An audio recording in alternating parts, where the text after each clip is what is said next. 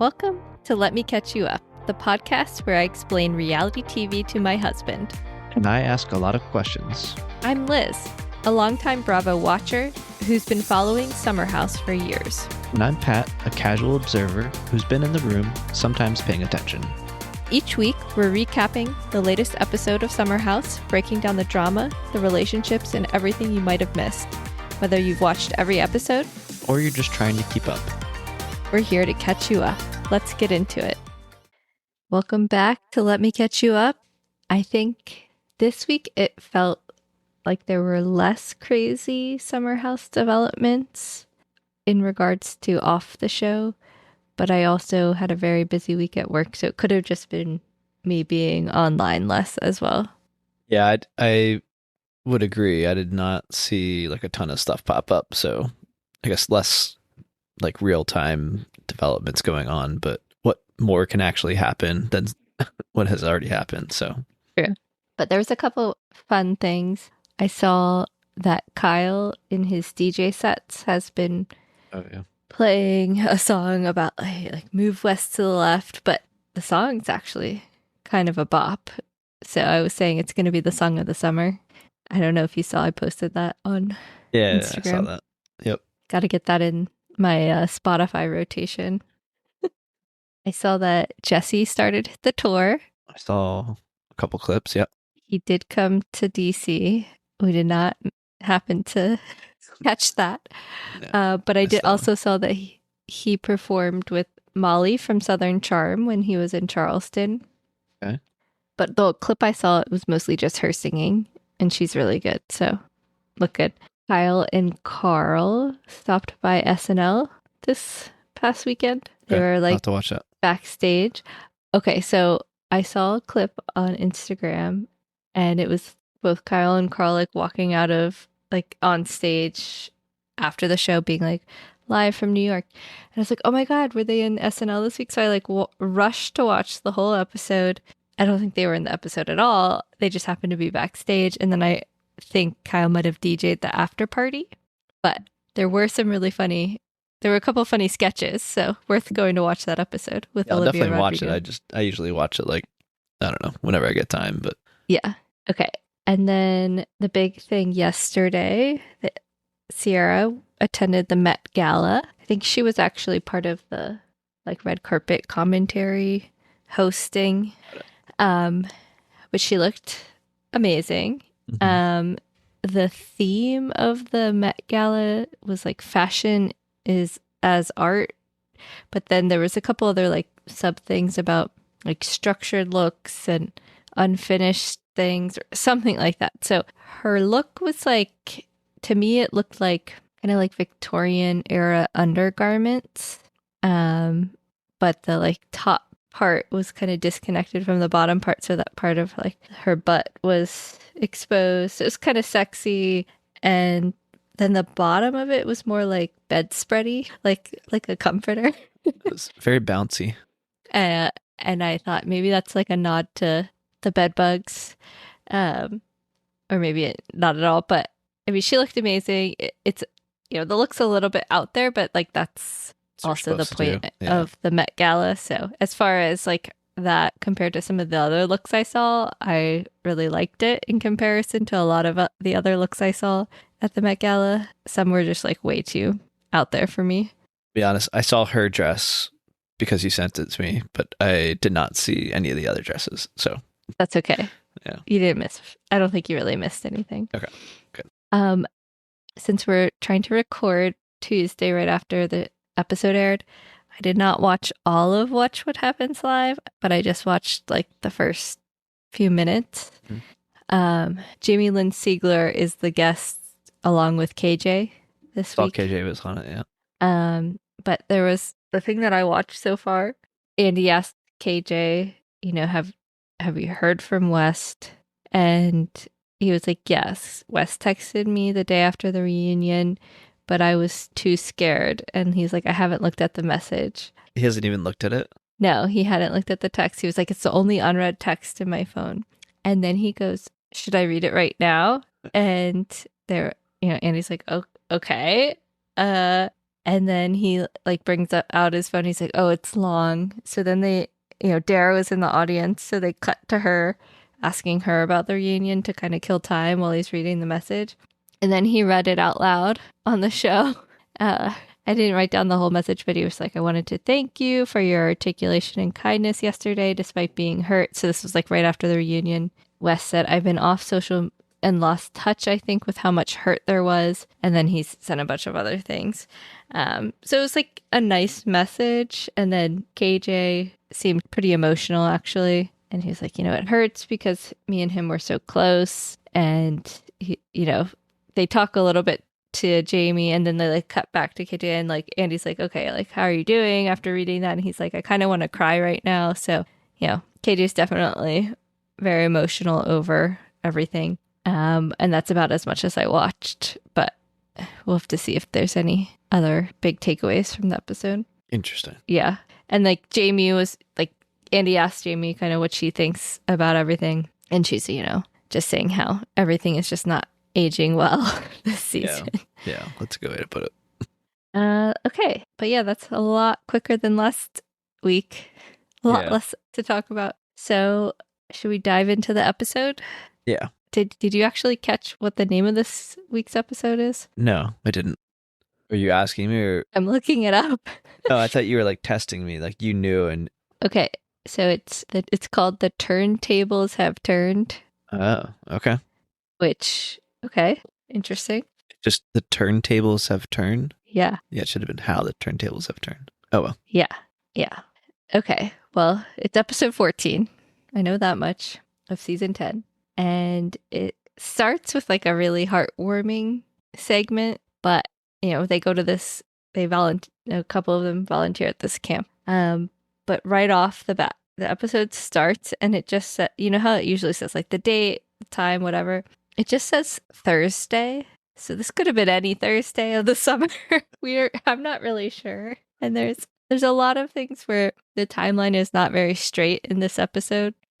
Because the episode ended last week at the end of the soft lunch. And from last week, we saw like that Amanda and Ciara met up on a Thursday, supposedly. And then maybe that was also the day of the soft bar launch. But that doesn't make any sense because later at the It Girl party, Lindsay talks to Amanda and she's like, "Yeah, seeing Sharon last night." And they said that the It Girl party was Wednesday. So the timeline is not timelining in this episode so far for me. Interesting. Okay.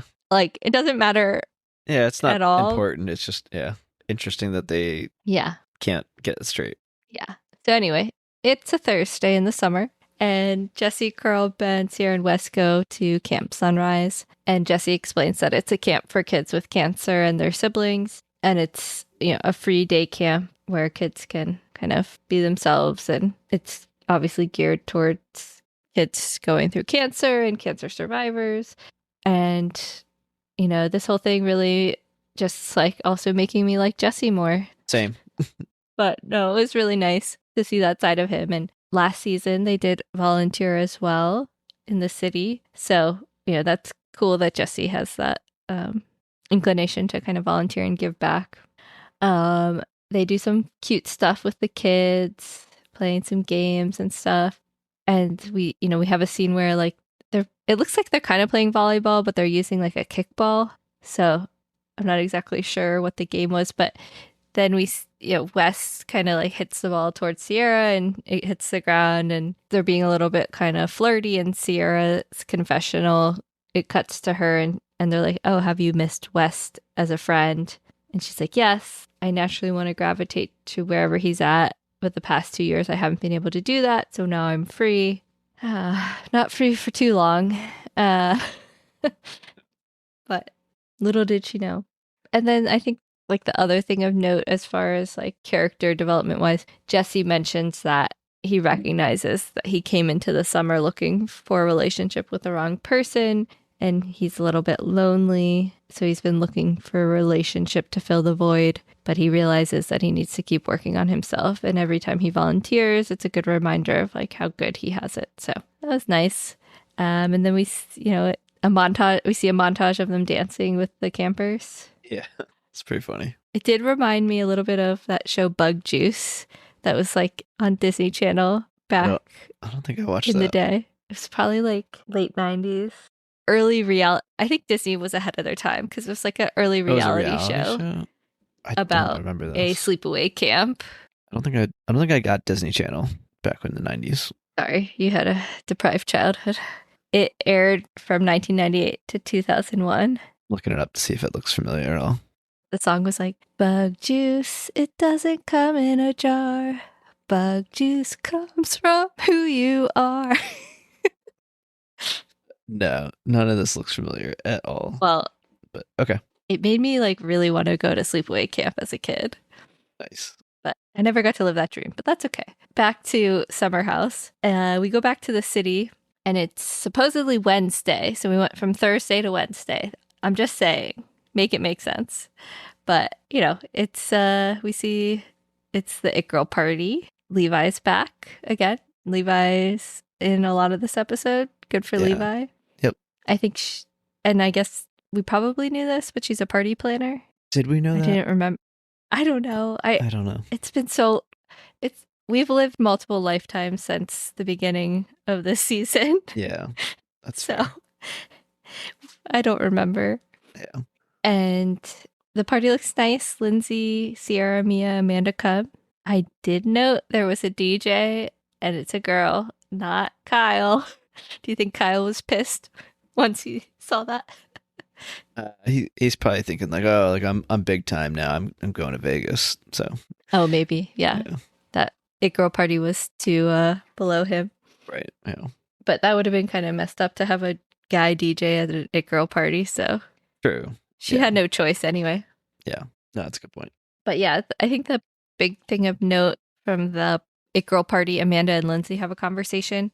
And Amanda's kind of like, oh, yeah, you kind of just like ran out of the party last or whenever it was. And she's like, oh, yeah, I had to relieve the nanny. But I also like I was bombarded by Sharon. And she talks about how the last time she saw her was her bridal shower. And she talks about how seeing Sharon brought up a lot of hurt that she had caused Lindsay. And I think, you know, I know last episode you were like, God, she's being so hard on the whole thing and like awkward. But Lindsay does remind us that 2 seasons ago, Sharon and I think her partner went on TV on Summer House and were like, I don't think you should marry her. So I think part of the reason Lindsay's so upset still with Sharon is that Sharon felt the need to comment on their relationship on TV in a negative way. In the flashback, they just showed the part where she confronted Sharon and basically said, so you told Carl that we shouldn't get married or something, and it seemed like she was kind of on the spot. So there was another scene that they showed a couple of seasons ago where they had that conversation that she's talking about. They didn't show it in the flashback, but 2 seasons ago, like the season leading up to when they were supposed to get married, Carl goes to like visit his mom and they have this conversation, and yeah, it's definitely brought up on air. Got it. Yeah, because the way she phrased it was that, well, she said like in context of like, well, at least Kyle's parents didn't go on national television and say that you shouldn't get married or whatever, and or should break up with her. But yeah. like kind of Amanda's parents were kind of like, you shouldn't marry Kyle. True. So, but I think the big thing is that it seems Carl has never apologized. Sharon's never apologized, but Carl has also never apologized or acknowledged that that was kind of shitty to happen. So I kind of get where Lindsay's coming from, but I also, it's been 2 years, so it's kind of like, yeah, just let it go. You'll be a more zen, happier person. But I also understand why she's just like, I don't want anything to do with her. It doesn't strike me as a zen, happy person, so. I don't know. Okay, so after the It Girl party, we immediately cut to probably my favorite scene of the summer. Yeah. But again, with the timeline, it's Saturday, August 30th. So normally they arrive at the summer house on a Friday. So I'm like, what is going on? But anyway, we get there. Ciara is dressing as the Lorax. It's never explained why, which I actually kind of like. Uh, which is hilarious. She has like pillows or like a fat suit stuffed into this orange spandex outfit, and she's putting on the yellow mustache and everything. And then we see her like stretching and stuff, and Mia and Lindsay are arriving, and so there's like a basket of water guns by the front door, and it just says like choose your weapon, and Ciara has some water guns, and she's like, come on, come in the house, because like as soon as Mia opens the door, she's like, what is this? She's like, what's going on? And so they like walk in, and then she starts shooting them with water guns, and they pick them up and like kind of try to fight back, and then she's like, guns down. She's like, want to be on my team? So it's never really explained why they do this huge water gun fight, but it's awesome. It's hilarious that they're doing like inside also, just getting water Yeah. all over the house. I know. I was like, maybe this is why the house went up for sale. Right. The owners are too fed up. I feel like they probably lost their security deposit. This plus the late night dances on the kitchen island with the spraying of the sink water. All the water damage in the house. Yeah. And Lindsay also reminds us, she's like, yeah, you want me on your team? I was a sharpshooter in high school. And she reminds us that she was in ROTC. Had they shown that before? Yes, I forgot, but I remember in one of the early seasons, like her talking about this. Did they have sharpshooters in ROTC? I don't know. I don't think that's how it works, but I didn't do it, so who knows? They probably do like shooting practice, and maybe she was like a good shot or something. Yeah, I was wondering too. I was like, do they actually practice shooting? Do. They probably do in ROTC. It would not surprise me if they were shooting guns for ROTC. I agree. Okay, so after Lindsay and Mia agree to be on the Lorax's team, KJ and Dara arrive, and as soon as like they come in and start getting shot with the water gun, KJ's like, oh, now you piss me off, but they like grab the guns and join in, and then again Ciara's like, weapons down, and they all listen. And I'm like, I like how they're like engaging with her rules even though they didn't sign up for this. I like how everyone was game. Yeah. Besides Amanda, which of course Amanda's not fun. Right. So Carl like makes the announcement about like going to the beach and all that, and he says be ready in 40 minutes to leave, but I'm guessing that they all knew that they had to be there at a specific time to get ready for something and leave shortly thereafter. So I'm wondering if that had something to do with like her being like, okay, we're all going to be coming to the house around the same time, so we can kind of like ambush everybody as they're coming in. Yeah, makes sense. But it is funny like that she arrived there by herself early just to do this. Yeah. How much were they surprised versus like expecting that something was going to be going on?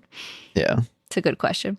Okay, but then Levi, Bailey, Carl, Jesse arrive, and at first I think they only see one car, but then other car comes up and Ciara's like, double ambush. But I think Levi like spots them and then just like kind of like runs out of the house. So like they're like, oh, we're not going in there. So then KJ runs outside and starts attacking them. So then the only people left to arrive are Kyle, Amanda, and Ben. Amanda like gets spared for some reason, which she said she was wearing like suede or something. She's wearing a suede jacket. Okay, whatever. She shouldn't get special treatment. But I was wondering if they just spared her because they wanted to really get Kyle and Ben, and she came in like so much earlier than them, so they were like, fine, we'll just spare her. I don't know. Maybe they could just tell by her face that she looked like she was already in a bad mood, so. Maybe. Yeah. But yeah, so Kyle and Ben, everybody just piles on and sprays them and they don't run away, so they get soaked. And everybody, meets in the kitchen. They have a little chat, and Carl's like, it's National Beach Day, so we're all going to go to the #1 beach in the U.S. And Lindsay's like, oh, I thought you were going to say it was the 2-year anniversary of our breakup. So then we learn Lindsay's hosting dinner that night, and it's going to be like 2nd annual freedom dinner. because last season she hosted a freedom dinner, kind of like celebrating her 1 year of freedom from her relationship with Carl. It's so Lindsay. Yeah. And then they all get ready to go to the beach. The boys all shave, so they all have mustaches. Yep. Mustache rides. I told you Kyle was growing a mustache. I noticed it last episode. I believed you. I was just said I didn't notice. I think it was pretty faint last week. Yeah. And then we have a heartfelt moment with KJ. He talks about how the summer has changed his life and feeling accepted and feeling like he has this group of guys that have accepted him, that he can be comfortable with, has been really meaningful to him. And he's never felt like one of the boys before. That was super sweet.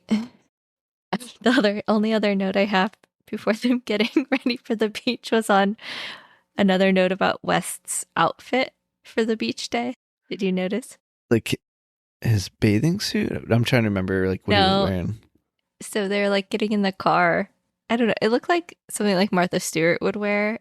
Honestly, it was like striped linen pants that were like kind of flowy, and then some sort of like white top, but then he had like a gray like sweater tied around his shoulders and a white hat. It was like very coastal chic, but very much like what middle-aged or older woman would wear in my mind. That tracks. It's got an interesting sense of style. Yeah. Okay, so then they're all driving to the beach, and in the car is Jesse, Ciara, West, Mia, Ben, and Lindsay, and they talk about Ciara's conversation with Amanda and from like debriefing why she wasn't at the house last weekend. And they were like, oh, Amanda seemed in good spirits or something. And West was like, really? She walked into the house complaining, which interesting that he would notice her mood.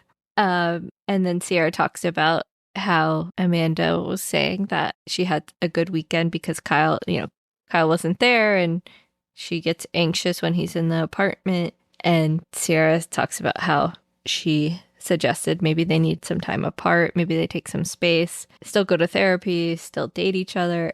And like a Lindsay chimes in and she's like, still date each other? Like, I don't think they're actually like dating now. And Ciara's like, yeah, taking the space, they could fall back in love with each other. And West chimes in like, yeah, give them time to miss each other.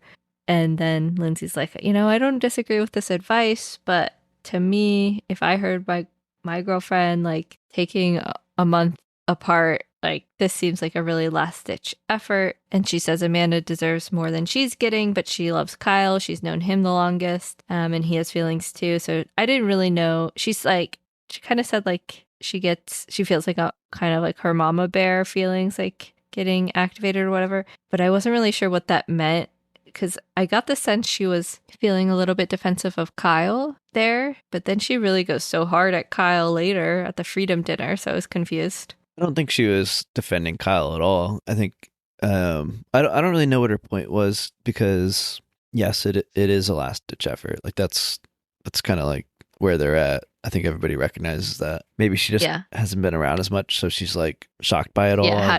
Maybe. That's true. But I don't think she was trying to defend him. I think, if anything, she was trying to like, present herself as a more like neutral person. Like, I'm about to attack him, but like, keep in mind, like, I'm friends with him. So this is tough love from a friend, not just like me attacking him. I don't know. Maybe. Yeah, that's a good point. Okay. So then they get to the beach and they're kind of just showing different things of them hanging out on the beach, and a little bit of Carl, West, and is it Jesse playing volleyball and talking about how Carl is free also. And then we get a West confessional about him and Ciara, and he's like, yeah, we're okay with being cool, and everyone else is like, what's going on? I'm very comfortable being friends. I don't want to speak for her.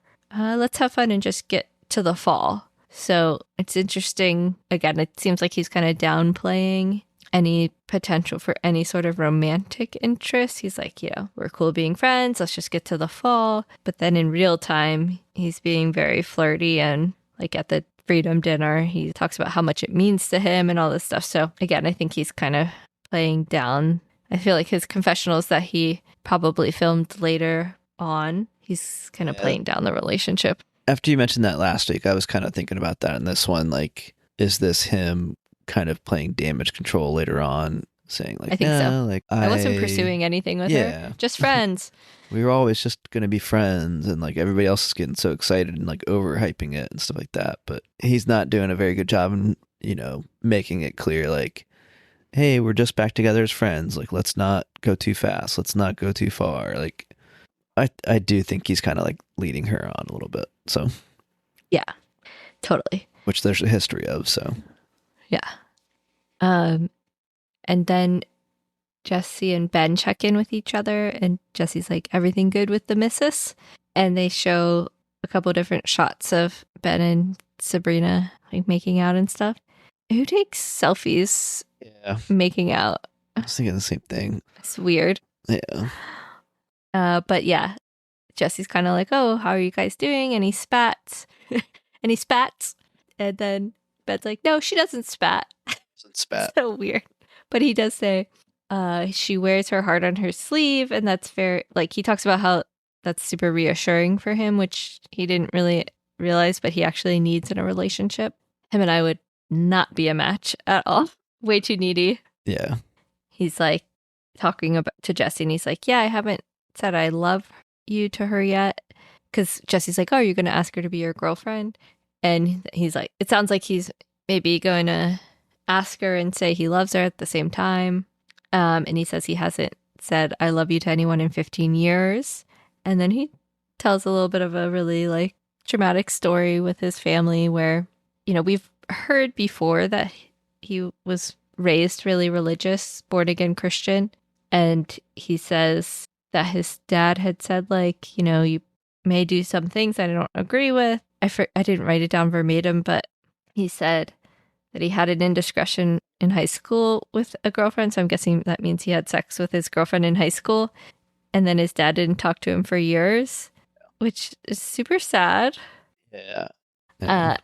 And so I get the sense that like Ben's so scarred from that. So he doesn't really open up, or like he's cautious about relationships and bringing those relationships around his family because of the one time he did that early on in his dating life. His dad didn't talk to him for a few years. It also gives a little bit context to the comment that he made in the last episode when like Sabrina kind of like nudged him to be like, what did your mom say? Like the next person you bring home is going to be, somebody serious. And now that we know that, it's kind of like makes you think it's a really big deal for him. It's a really big deal, but also like seems like there's some pressure. Yeah, definitely. Okay, so then we get the hard to watch conversation with Mia and Amanda, and Mia's like, oh, how was your weekend alone? And then Amanda's like, how was after soft bar? You guys went for drinks. And Mia's like, well, first of all, you're a bitch because you left me. You were supposed to come with me. I'm like, yes, Mia, give it to her. Even though she was joking. And Amanda says, because I felt so unwanted. And then we see a flashback where her and Jesse are talking about how some people are getting drinks after soft bar. I mean, it's Sabrina, Ben, West, and Ciara. But like apparently Mia went too. So it's not like it was just a double date. Yeah. I was a little bit confused because I thought it was going to be just the four Sabrina of them, also invited Jesse. So is it just everybody except for like Kyle and Amanda? I don't know. So they show that flashback and Amanda's like, that's so weird. I don't think I got an invite. And it says 3 days ago. So I'm sorry to like harp on this timeline thing, but it's now a Saturday. If 3 days ago, like, okay, that was either Thursday or Wednesday, but Wednesday was the It Girl party. I'm very confused. Anyway, I'll let it go. But okay, maybe it was Tuesday. But then when was the camp thing? That was Thursday. It seems like they just don't care. They're showing things out of order. It's fine. Okay. And then Amanda says, the last thing I would ever do is invite them on an intimate date. They just became friends. And Mia's like, yeah, I think it's too soon. And then Amanda's like, even if they got back together, it would make me the happiest person in the whole world. Okay. But he needs to be ready. And Mia's like, yeah, he needs to be all the way in and he can't fuck with her again. And Amanda's like, I'm skeptical and weary of him, which something like when she said that, I was like, I don't know, like getting chills or something. I was like, you're weary of him or you're just like upset with him for what he's doing because you like him. And yeah, Mia's like, my concern is making sure he doesn't find his way back in and then be like, I'm not ready to do anything too serious right now.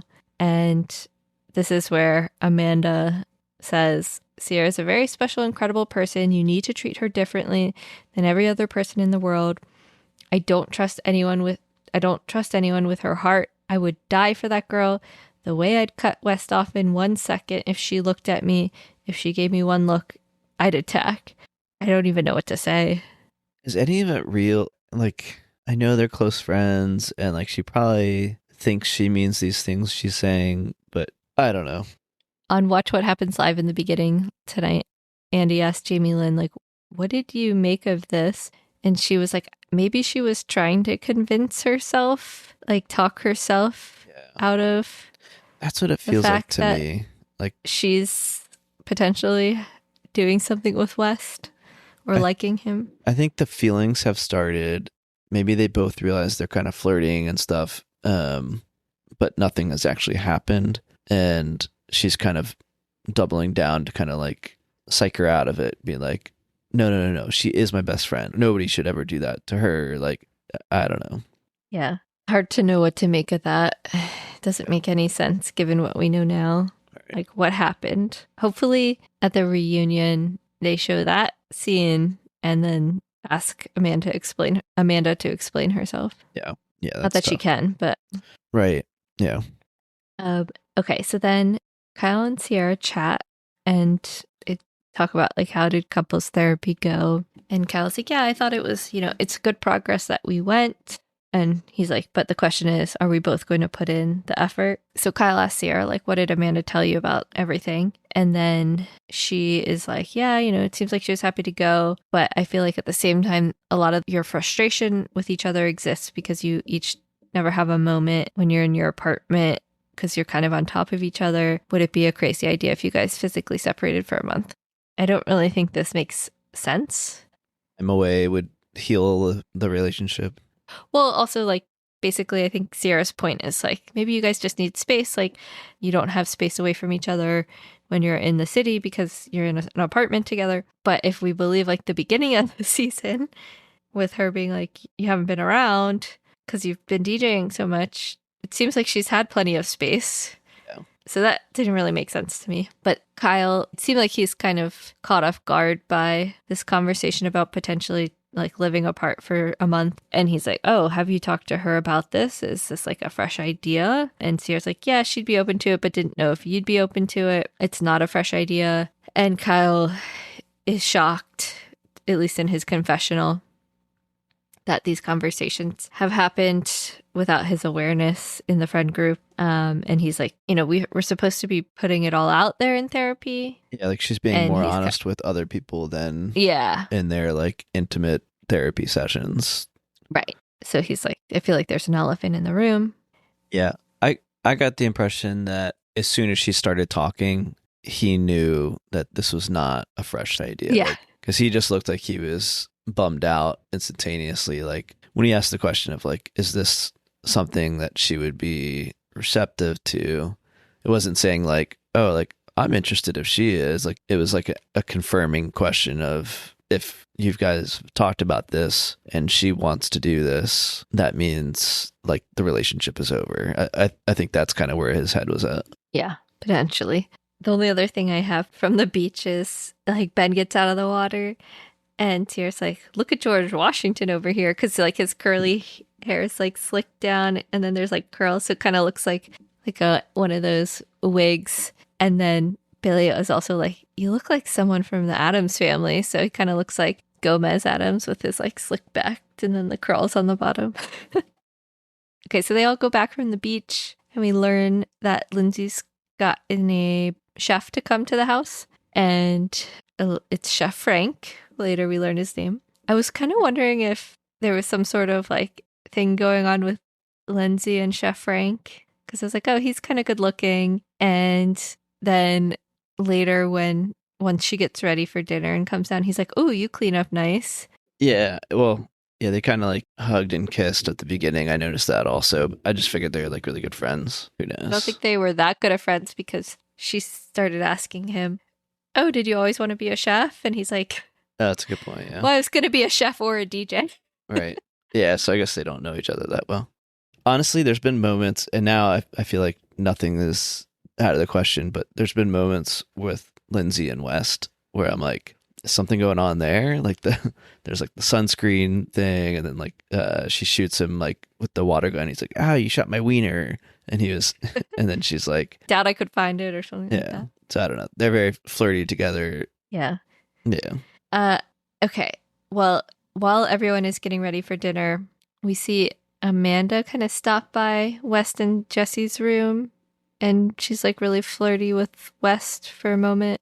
And then also we see Levi and Bailey getting ready, and Levi's kind of checking in on Bailey with like, what's the vibe with you and Carl? And she's like, I don't know, we've been sending flirty texts all summer, but ball's kind of in his court. And then people start coming down for dinner. Jesse, it looks like he's like trying to make a martini, but I don't know if he goes to shake it and forgot the top wasn't on. Yeah. No, Or I think the top was on, and he shook it without putting his hand on the top. He just Yeah, wasn't holding so it he shut. okay, so he spills martini on his shirt, and then he's like talking with Bailey, and he's like, "Do I need to change? Like, is it gonna stain?" And she's like, "You're fine." And then she starts kind of like helping him air his shirt out. Yeah. It looks like she's giving him a hand job. Right. Because we just see like the back of Jessie and like her moving her hand up and down. It's pretty good. Ciara and Mia are chatting, and then KJ comes in and they've got their new grills, so they put those on.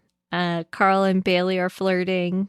They talk about how he liked her white see-through dress that she wore to the soft bar launch. And I thought it was interesting because earlier in the episode, Carl says he's 6'5", but when Bailey was talking to him, she didn't look that short. Like, I feel like maybe she's the height, like taller than Kyle, because I felt like Kyle looked really short next to him last episode in the soft bar launch. And in this episode, I don't know. I just thought, I was like, wow, Just Bailey angles. looks like, I don't know. maybe she had heels on too. I don't know. Yeah.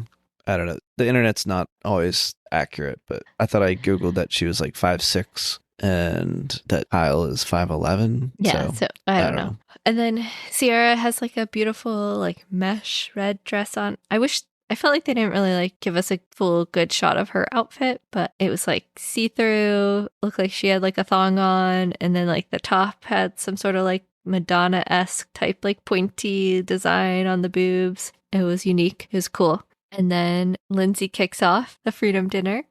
And she's like, this exact date 1 year ago, I hosted a Freedom Dinner. And then we see the flashback of her pregnant being like to Carl, thank you for setting me free. And then we learn that she's calling it the Lost Supper. And she's like, we're going to play a game, Lost and Found. And everybody has to talk about something they lost recently and something they found. Just like Carl lost me, but found a bunch of thirsty girls in his DM. Like, that wasn't recent. So I didn't really follow the joke or the line.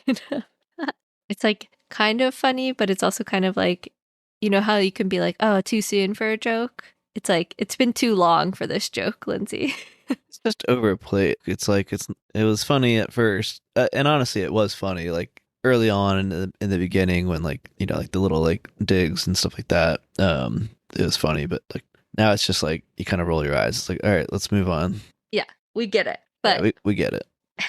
I liked Mia's like, baby, I haven't had a drink yet. Lindsay, goddamn, can you get us some wine? In reaction to like this whole game they're gonna do. But Lindsay kicks it off. She's like, I've lost all timelines, but I found my dream girl, in reference to her daughter. Bailey's talking about how, she's lost a bad relationship and found her joy again and ability to laugh and date and flirt. And Ciara's like, should you make out with Carl right now? So Carl goes in for the make out, and then everybody's like screaming, like, it looked like a pretty good kiss. But it was like a intense, like full on, full tongue, immediate make out. It was aggressive. But she does say it was better than Ben's kiss, I think. She does, yeah. And then the producer tells Carl that also. Yeah. So he's like, suck it. But then he's like, yeah, it was a really good makeout. And then he's like, it's like when you go to plug a charger into the wall and you nail it on the first plug. It just landed. Yeah.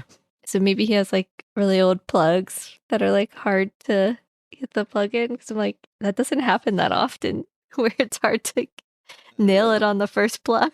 It was such a random analogy. Yeah. But yeah, he's like, yeah, Ben's the Australian bachelor, but he's got nothing on me.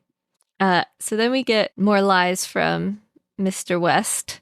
I guess I lost my voice last summer, but this summer I found the ability to speak up and found a friendship and relationship that was certainly lost for a long time and felt like a zillion pounds off my shoulders. It means the world to me. It's really important to me. Like Kyle is like, oh, and Ciara is obviously like touched by that.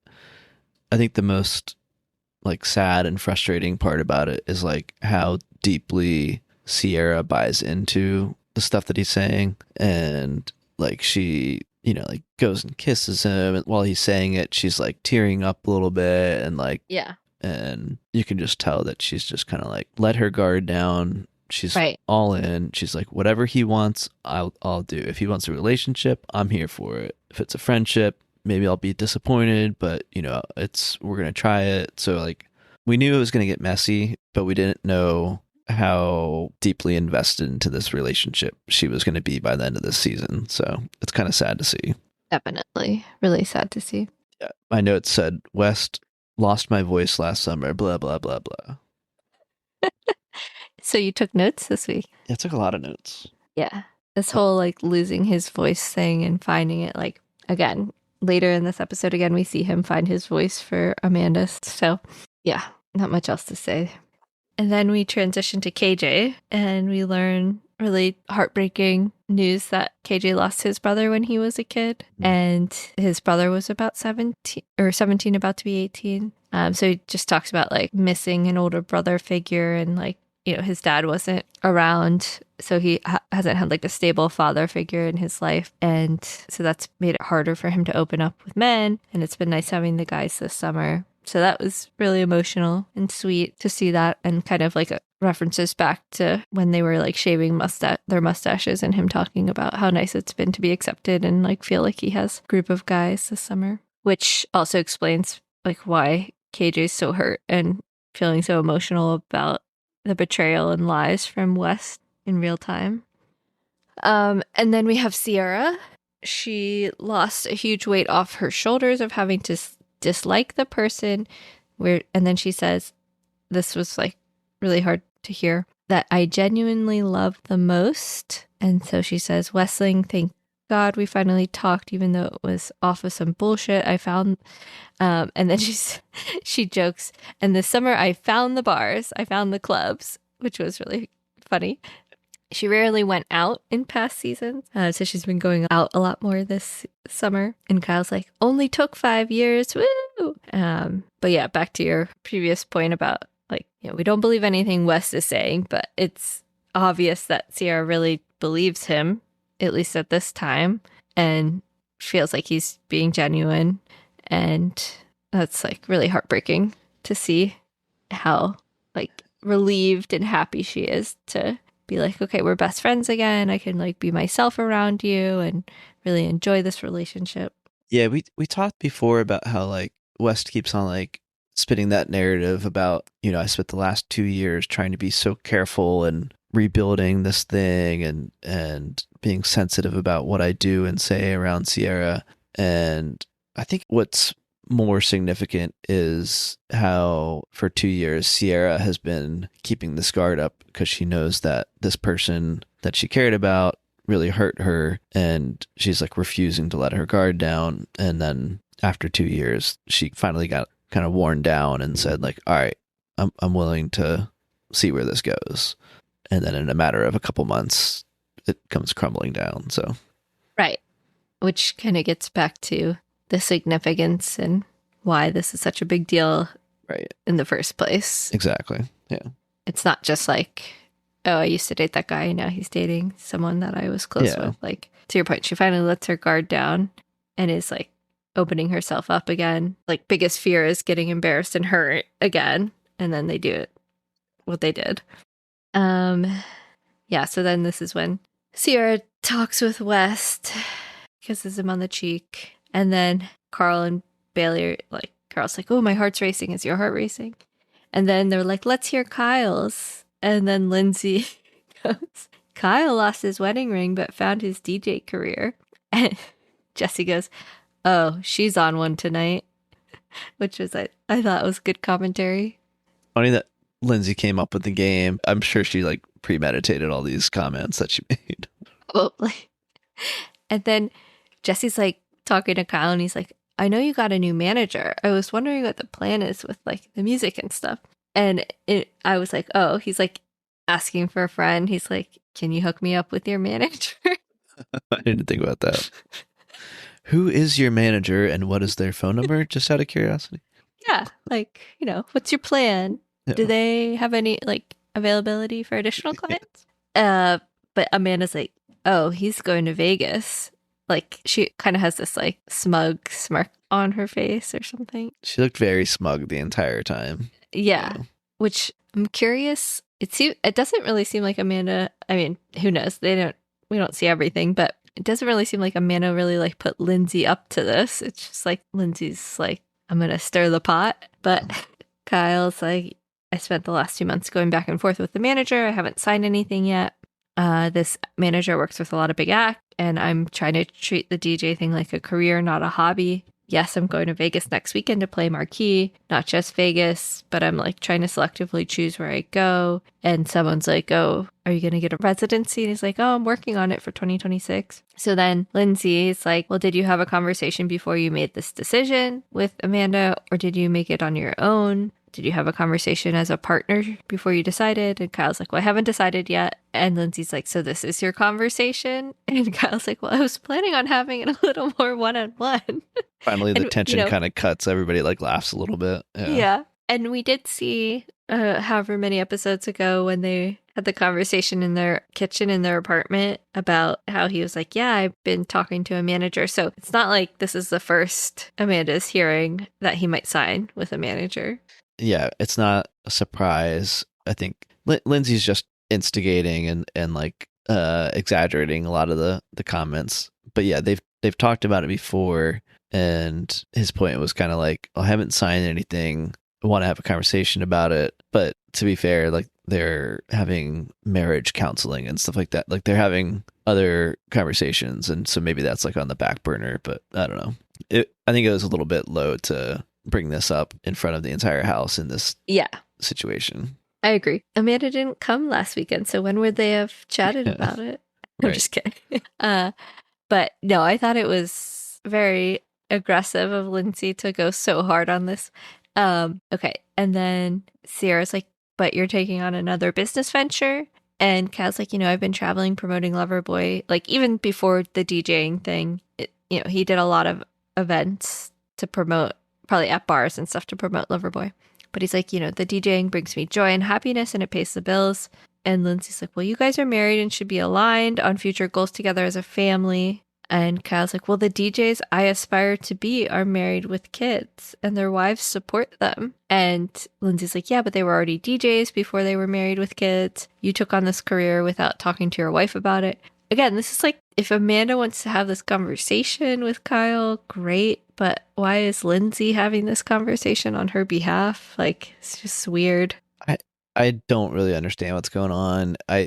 So it sounds like Lindsay had a conversation with Amanda, and Lindsay's taking it upon herself to be like, Amanda can't speak up for herself, so I'm going to do it for her. I'm going to like say all the things that she wants to say on her behalf, which I don't like, but let's just say for argument's sake that that's true, that Amanda's like, I want to tell Kyle all these things. I'm just kind of like, he intimidates me and I'm scared and I don't know how to bring it up. Even if that's the case, Lindsay should be addressing that like maybe like in private with Kyle. Like, hey, I've talked, Yeah. Even if she's going to go hard like that, she should have brought it.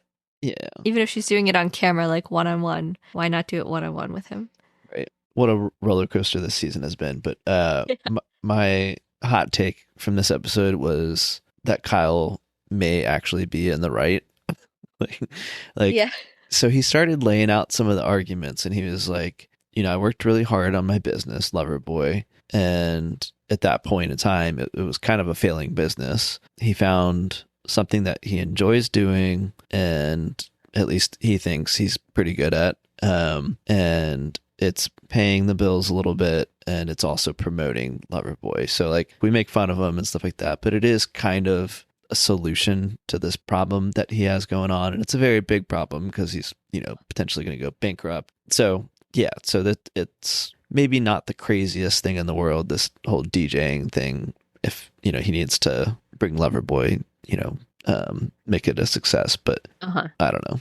I'm not defending everything that he's done because he's done Yeah, some questionable stuff for sure. But agreed. Yeah, I agree with what you said for the most part. Yeah, I thought it was interesting when Lindsay mentioned her point is that in a partnership, and like you should be talking about wanting to be a team and planning like futures together. And she's like, this is why Amanda said at the reunion last season, she's ready to have kids with someone who's ready to have kids with her. And like, you're not, Kyle, you're not ready for kids. You're showing you're more interested in having a residency in Vegas and starting a family. And yeah, I thought it was really interesting because Kyle's like, she's not ready for a kid. Like, you can blast me all you want. And I didn't like push on it at the reunion, but she's not ready. And like, you can't blame me on that one. And even Amanda jumps in and is like, forget about the kids. right. So that was interesting. I'm assuming that means like, He was kind of, that's true. yeah, acknowledging that. Yeah, I agree. Yeah. And then that's when he's like, God forbid I do something I enjoy. Past 7 years of my life, I've worked my ass off with, he says, with no joy, which that's also probably bit of an exaggeration, but He's definitely been stressed in his yeah. career and everything. Yeah. And Lindsay's still pushing, like, you're not making decisions together as a partnership and as a family. And Kyle's like, I feel like I'm under attack. It's how I felt all summer long. Don't gang up. And then Ben's like, yeah, like, he's like mansplaining, like, duh, we understand Ben. He's like, if he gets a manager, the manager's job is to make sure he gets better gigs and he doesn't have to do them as often. It's like, Ben, we get it. But then Kyle, he's trying to diffuse the situation a little yeah, bit. But yeah, exactly. It just sounds hilarious. Like in the middle of all this like arguing and stuff, he's like, hey guys, but like maybe a manager isn't such a bad idea. We're like, we get it, Ben, not the time. But then Kyle out of nowhere is like, fuck you, as he's like looking at Amanda, probably because she's looking at him with that smug look on her face. Not really excusable behavior, but like, no, yeah, I definitely think she's trying to provoke him, and she knows that he's like got this aggressive tendency and stuff, so she knows like what's gonna happen. I was thinking about the episode from right, I guess this was like right before the scandal broke, but earlier in the season when they were hanging out by the pool on Kyle's birthday weekend, and he was inside by himself for a while. No one's paying attention to him. He comes outside and he just goes up to him and he's like, fuck you, for which seemed like no reason, whatever. Which I think was no reason, but I was like, what if that was the ghost of Summer House future?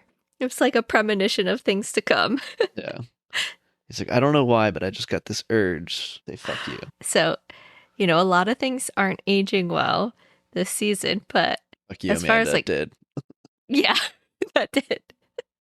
Again, not excusing Kyle's poor behavior. Yeah.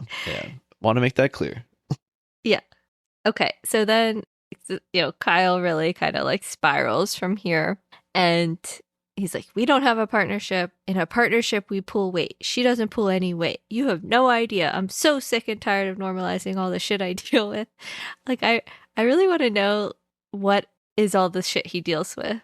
Like, tell us, Kyle. We want to know. I want to know this like memoir.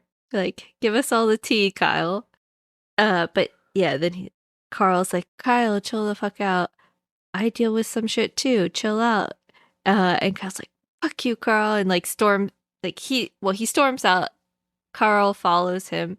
Kyle like slams open the door, and Carl's like, you're gonna break something, that's good.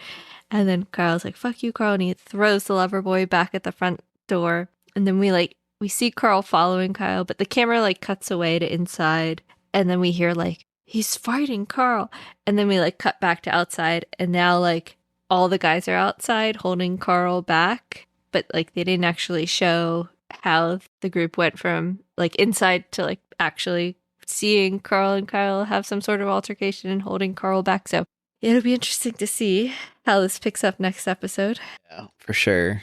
I I don't know, from like the little snippet that we saw, and there's kind of this history, like they talked about like their friendship and like the dynamic of it, about how like Kyle is more, the dominant aggressor kind of person in that relationship, and Carl's kind of more timid and laid back. And so it seemed like in that situation, Kyle's like, fuck you, Carl. And then as soon as Carl's like, fuck me, fuck you, then Kyle Yeah. snaps because he's like, no, you're not allowed to talk back to me. I can say fuck you. Yeah. You can't say fuck me. Yeah. Carl was also like really quick to snap too. Yeah. Yeah. Like he went from like trying to like look like he was being a good friend to help calm Kyle down. The second Kyle's like, fuck you, he's like, oh, you want to go there? Let's go there. Let's go. Like, I've been holding myself back all summer from like telling you how I really feel. Right. Which I think he has a little bit. So I think Yeah. he definitely snapped. Yeah. Yeah. Crazy stuff. Mm-hmm. But yeah, that's where the episode ends. We didn't get any scenes this time, right? Because it kind of ends on a cliffhanger. Yeah, it just said to be continued, which I mean, it's always to be continued. They always end and start at the same spot. So I think they just knew that it was a cliffhanger. Yeah. Any last thoughts on the episode before we get into our superlatives? Yeah. We kind of glossed over some of the mustache stuff. I think there were some good one-liners with the mustache rides, and I must ask you a question. No, I liked that part. I think in general, I did like, I mean, it started off as kind of a light thing, like with KJ. Oh, I like these male bonds that I've formed and everything. And I kind of felt bad for him a little bit because it seemed like he was sad the summer's coming to an end, but he was glad that he formed these friendships and stuff. And part of me was thinking, like, I don't know if you guys are going to be coming back next summer. So yeah, I hope that it's sad. At least he's formed these friendships that hopefully will continue and stuff. So yeah, definitely. But yeah, the guys were having fun in between all the shenanigans. So that was one of my takeaways. Okay, so whose turn is it to go? I think it's mine first. Okay. Yeah. Red flags. Sure. I mean, the two are Amanda and West. Yeah, Amanda's conversation with Mia, basically that whole thing, saying that she would die for Ciara. Like, come on. And then West's I lost my voice speech. I can't. He sucks. So. Yeah. You nailed it. I think you took my red flags too. Like Amanda saying she would cut West off like immediately the second she got any inkling he was gonna hurt Ciara. It's like, okay, so you cutting yourself off too? Like, how's this work? She's got to look back at this and like realize like, oh, like I did say that. That's pretty bad. Yeah. I can't wait for the reunion. Yeah. So many questions. Yeah, it's gonna be good. Okay, and then who was your MVP? I feel bad because I'm probably stealing yours also. I think we can go with the same one, but it was definitely Ciara for basically just for the Lorax scene alone. Yeah. But yeah, it was a good episode for in general, but that scene was, probably like you said, probably my favorite scene of the season so far. Yeah, that was hilarious. I also picked Ciara, but I'll pick a second one since that's kind of boring for us to pick the same person. Okay. So I will also pick KJ because I thought he had some sweet moments with the, like you were just talking about, with the whole mustache thing and the male bonding and then opening up at the Lost and Found dinner, sharing about the loss of his brother. He also had some other good moments with the grill with him and Ciara. Yeah. And he fell asleep on the beach again. Like, seems like he's always falling asleep. Yeah. Respect that. Yeah. Seems like something I would do, honestly. I thought it was also funny, like, KJ was like, oh, you pissed me off now when, like, they were having the water gun fight. Yeah, we love KJ. Okay, and then how many sandwiches did you give this episode? Going pretty high. I'm going 4.5. Yeah, it had a little bit of everything.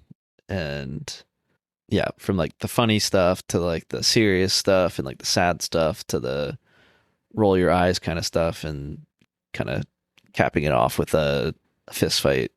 What more could you ask for? Yeah. Yeah, I was torn. I was trying to figure out. But yes, I think I'll also go 4.5 sandwiches. We were joking because we saw a preview for the Lorax water gun fight. Like that should be 5 sandwiches alone. Yeah, good episode. Okay, if they get their timeline straight, maybe I would have given them 5 sandwiches, but Yeah, who do we gotta talk to get a correct timeline? yeah, can I get like a consulting gig for Summer House production on helping them keep their continuity? Yeah, do they just like, isn't everything like time stamped and stuff? Like how hard can it be? Well, so I noticed when they are like, oh, this doesn't make sense and we don't feel like explaining it, they just put a day of the week. They don't say like what the date is. They're just like Thursday. Yeah. Okay. No one noticed. Keep going. They probably think that people don't actually pay attention to it. You're probably in the minority of people that actually do pay attention to it, to be honest. But I'm sure. Yeah.